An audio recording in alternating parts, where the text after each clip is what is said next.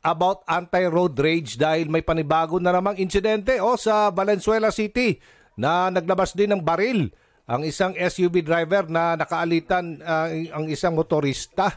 O sana'y maging batas na yan, sir.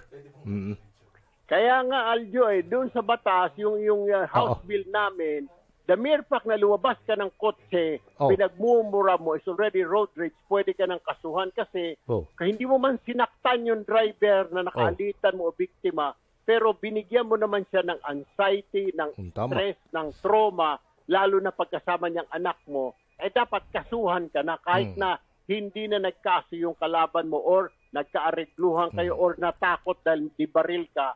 Dapat ang mag-file niya magiging People of the Philippines na ang kalaban mo. Kahit hindi sino. na yung si Aljo Bendijo versus Erwin Tulfo, kundi People of the Philippines versus Erwin Tulfo. Yun yung panukalan natin. Number 1, deterrent ito. Mag-isip-isip ka na, teka muna, makakasuhan ako nito. Naku, mamibidya ako dahil road rage sa driver ako.